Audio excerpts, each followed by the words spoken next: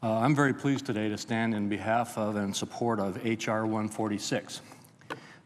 This is what we passed earlier in the Senate as S-22. And now, because of the procedural necessities between the House and the Senate, as we seek to provide an opportunity for this legislation to reach the President's desk, it has been amended into House Bill H.R. 146. To call this legislation bipartisan is an understatement. This bill contains over 150 individual provisions sponsored by almost 50 different members, almost half of our colleagues in this Senate. It represents every region of the country and has almost an equal number of bills from each side of the aisle. It's going to provide significant protections to existing public lands, improve recreation, cultural and historic opportunities, and provide important economic benefits for rural economy states like my home state of Idaho. Every bill in the package has gone through regular order. Most have had multiple hearings and markups in the Energy Committee. All are fully supported by the committee chairman and the ranking member. In fact, many of the provisions, such as my top legislative priority, the Owyhee Initiative, are the product of years of extensive collaboration at the federal, state, and local levels, in conjunction with elected officials, businesses, community leaders, outdoor enthusiasts, and other stakeholders. This legislation has been in preparation also for years. In fact, many of the provisions included in this legislation were initially worked on by the Energy Committee when the Republicans were in control of the Senate, and Senator Pete Domenici was the chairman of the Energy Committee. Additionally, there is no direct spending in this authorizing bill, and the package does not contain any bills that have a CBO score without an offset, meaning that the spending authorized in this bill is offset. This is not to say that the legislation is without controversy or that it is unanimously supported. Few pieces of legislation that pass through this chamber are. However, while any omnibus package by nature will contain elements that are troubling to some, the Energy Committee negotiated the inclusion of each bill in this package to successfully reach a compromise on which both sides of the aisle could agree. As with my Owyhee wilderness legislation, not everyone got exactly what they wanted, but both sides made concessions and feel that the result is something they can put their support behind. As a result, on balance, this omnibus lands bill is widely supported and represents a diverse group of interests from every region in the country. And because of this, I strongly urge my colleagues to support its passage swiftly this week. Now, Mr. President, some are attacking the bill by saying it's a huge omnibus bill. It contains over 150 separate individual pieces of legislation, and that because it is so large, that's a reason to oppose it. Frankly, I'm one of those in this Senate who doesn't like the notion of taking smaller pieces of legislation in general and packaging them into large omnibus bills without allowing those bills to go through orderly process and without allowing the committee process and the amendment process on the floor to fully work. This is not the first time this legislation has seen the floor of the Senate, however. As I said earlier, it's already passed the floor essentially in the same format as the senator from New Mexico's proposed amendment as S-22. And it's been on the floor previously in essentially its same shape, in which we've debated it multiple times. And as I've said, the individual pieces of this legislation have moved through the Energy Committee and have been approved by the Energy Committee as its process was followed. It has historically been the way that the Energy Committee approaches public lands legislation to put them into large groups. Now, why? As I said, there are 150 pieces in this particular bill. And previous to this bill, there was another one which I believe had somewhere over 70 different pieces. And I'll bet you that the Energy Committee today has another 50 or 70 or 100 pieces of legislation in it waiting for consideration. If every single one of them moved individually on the floor of the Senate, we would have little time on the floor for any other type of business. It's become a working procedure that these bills are grouped together and moved in one unit as we work among ourselves with regard to land management issues in our respective states so that we can move forward. And let me just give you an example of what I'm talking about relating to my own specific state, Idaho. As I've indicated, my top legislative priority, the Owyhee Initiative, is included in this bill, and I'm going to talk further about it in a few moments. But that's not the only bill relating to Idaho that is in this legislation.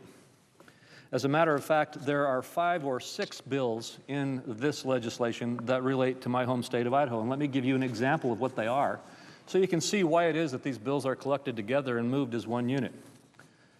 One of them is S-2354, the Twin Falls Land Exchange.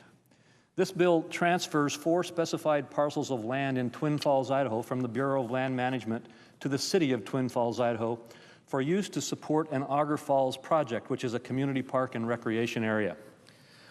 Again, many people who are not from the West, who don't realize how with the large areas of public land that we have out here, don't realize that when we make adjustments to land ownership between the federal government and the city or the county or or private entities, that it literally requires an act of Congress. That's what one of these provisions in the bill is, an uncontroversial bill for this land exchange between the Bureau of Land Management and the city of Twin Falls.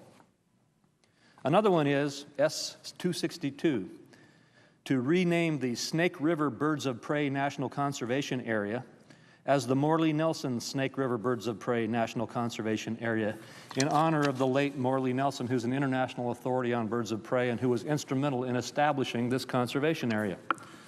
The change of the name of a conservation area. Another of those pieces of legislation relevant to my home state of Idaho, let me get back to further in my list,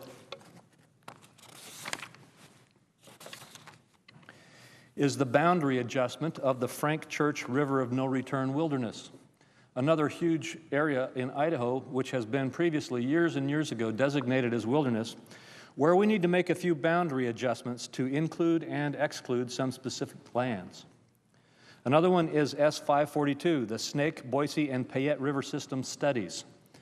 This legislation authorizes the Secretary of Interior, acting through the Bureau of Reclamation, to conduct feasibility studies on projects that address water shortages within the Snake, Boise, and Payette River systems in Idaho, and that are considered appropriate for further study by the Bureau of Reclamation in water storage assessment reports. In other words, to help us manage our water issues in federal lands that are managed in the state of Idaho, this legislation authorizes this important water study for the people of our state. Another of the bills in this package relating to the state of Idaho is the reauthorization of the National Geologic Mapping Act of 1992. This amends the National Geologic Mapping Act to extend the deadlines for development of a 5-year strategic plan for the geologic mapping program and for appointment of an advisory committee. Now that applies a little bit more broadly than just to Idaho, but it's very important in Idaho that we have the proper and final conclusion of this mapping process for our state land management. There are other pieces of legislation within this package that are not specific to Idaho, but are very relevant to Idaho citizens and to many citizens of other states. For example, one of the bills, S-2593, is called the Forest Landscape Restoration Act of 2008, which establishes a collaborative forest landscape restoration program to select and fund ecological restoration treatments for priority forest landscapes, an important part of our forest management policy that we have been working on for some time to try to get a more collaborative and effective way to manage our forests in our country. Another piece, the Ice Age Floods National Geologic Trail Act, Designation Act. This one designates the Ice Age Floods National Geologic Trail, a trail from Missoula, Montana to the Pacific Ocean, to provide for the public appreciation, understanding, and enjoyment of a significant natural and cultural effect of the Ice Age floods.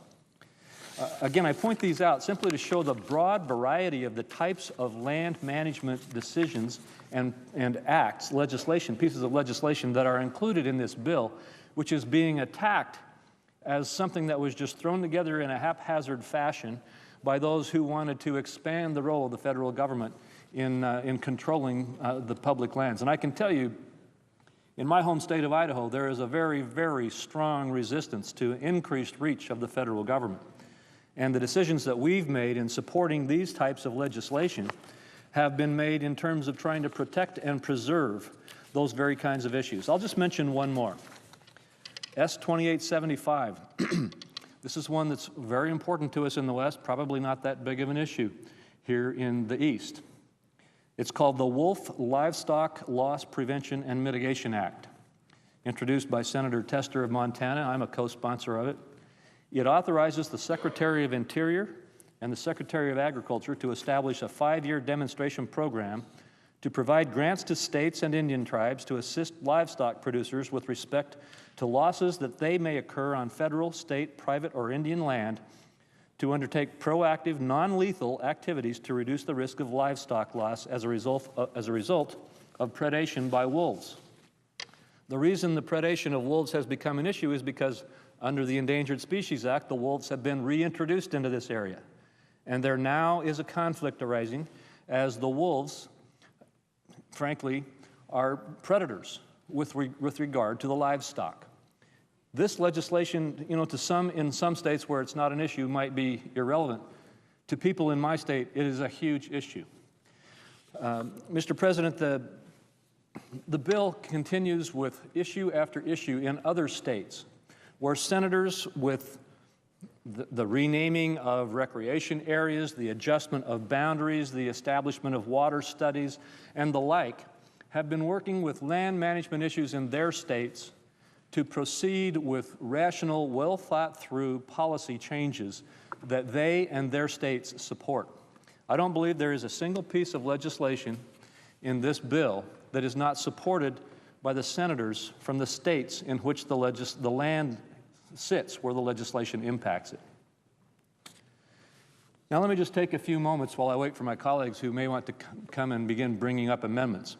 And I would say right now to my colleague from Oklahoma or any others who would like to come and either debate this matter on the floor or bring forward an amendment and begin the amendment consideration process, that I'm prepared to work with them as soon as they arrive here on the floor for that purpose. But until they arrive, let me talk a little bit further about the Owyhee Initiative. I said earlier that it was my #1 priority for this legislation. Many people, when I say Owyhee, they wonder if I'm saying Hawaii. It's Owyhee, O-W-Y-H-E-E. And it's named after the Owyhee Canyon lands in southwestern Idaho. One of those most beautiful places that you can find in many, many parts of this country, but one of the most beautiful parts of this country with a tremendous and rich environmental and cultural heritage. It's also an area where we've been having conflict over land management policies for decades. Conflict among whom? Well, in this area, this beautiful, gorgeous area of Idaho, not only do we have a rich environmental heritage and flora and fauna that abound, but we have livestock owners and ranchers. We have 2 Indian tribes. We have an Air Force training range that has, both on land as well as in air rights, has impacts on the area. We have, as you might guess, hunters and fishers and those who would like to recreate in the area in off-road vehicles or backpacking or rafting on the rivers or in any number of other ways. And the types of uses that people want to put this gorgeous land to occasionally, not occasionally, regularly come into conflict. And because of that, 8 years ago, I was asked by a number of those from different interests in this land if I would host a collaborative effort to bring together those interested from all different perspectives, and instead of fighting in court or fighting in public hearings, sit down around a table and see if we couldn't collaboratively work out a solution. I agreed to do so, and we started the Owyhee Initiative. And Mr. President, that was literally about 8 years ago. And since that time, I'm pleased to tell you that this collaborative effort between all levels of government, multiple users of public lands, and conservationists to resolve these decades-old heated land use battles in the Owyhee Canyon lands have come to a conclusion in which all support this legislation. Now, I can't tell you that literally every interest group possible supports it, but I can tell you that with the exception, in my opinion, of those in extreme positions, the vast, broad majority of the people of Idaho and people across this country with interests in this great land are supportive of this Land Management Act, which has been proposed in Congress. Owyhee County contains some of the most unique and beautiful canyonlands in the world and offers large areas in which all of us can enjoy its grandeur. 73% of the land base in this county is owned by the United States of America, and it's located within 1 hour's drive of one of the fastest growing areas in the nation, Boise, Idaho. This combination of all this incredible beauty, the closeness to a very large growing population, and the large amount of land ownership by the federal government, together with all of these other multiple uses to which people truly, who love the land, want to put it to, has resulted in an explosive effect on property values, community expansion, development, and ever-increasing demands on this land. Given this confluence of circumstances, the Owyehees can certainly be understood to be a focus of conflict over the years, with heated political and regulatory battles that many thought would never end. The conflict over this land management is both inevitable but also understandable, and the question we faced is, how do we manage it? The wonderful people who I will mention here, who worked on this effort, came together and were able to find win-win solutions where everybody was better off than with this legislation, than with the status quo. The county commissioners said enough is enough, and I have to give credit to them for their tremendous work. As we went forward, we ran into some sharp turns and steep inclines and burdens and hurdles in the roads, sharp rocks, deep ruts, sandburrs, what have you. But we worked hard for the last 7 or 8 years and have come up with this legislation, which I now support. The commissioners appointed a chairman, an extraordinary gentleman named Fred Grant. They formed a work group that included the Wilderness Society, the Idaho Conservation League, the Nature Conservancy, the Idaho Outfitters and Guides, the United States Air Force, the Sierra Club, the County and Soil Conservation Districts, Owyhee Cattlemen's Association, the Owyhee Borderlands Trust, the People for the Owyehees, the Shoshone and Paiute tribes, and others to join their efforts. They all worked together, and we came up with this legislation. Now, Mr. Chairman, I see that others have come in and I believe may want to begin making remarks, so I will wrap up rather quickly. I have a list here of the names of the individuals who worked so hard over the years to bring together a win-win solution for the people of Idaho. I will introduce those names into the record rather than read them. But I will tell you that these people came from groups and institutions, interests, that historically had been battling head-to-head. And instead they were willing to work through in a way that I believe sets a tremendous example for how we should approach land management decisions and conflicts in this nation. And that's another reason why this important legislation should pass. This legislation, some call it a wilderness bill, and it does have wilderness in it. I call it a comprehensive land management bill because it deals not just with wilderness. It deals with wild and scenic rivers. It deals with cattle and ranching. It deals with private property ownership. It deals with off-road vehicle use. It deals with travel plans. It deals with hunting and fishing and outfitters and guides and all of the other different aspects of the way that people would want to use a beautiful land like this. I commend the commitment and leadership of everybody who's worked to make this legislation possible. Today's a very important day for them. And although we will probably still spend some time on the floor of this Senate working on this and the other important issues in this legislation, it is my hope that we can expeditiously handle the amendments that have been proposed to this legislation and then move forward with just as much expeditious activity to send this legislation back to the House for hopefully its final consideration. Mr. President, again, I thank my colleagues for their forbearance and for listening to this one more time. I am looking forward to the debate that we will have on the authorized amendments that have been made in order, and I will work with my colleagues to assure that we pass this legislation as quickly as possible. Thank you very much. I yield the floor.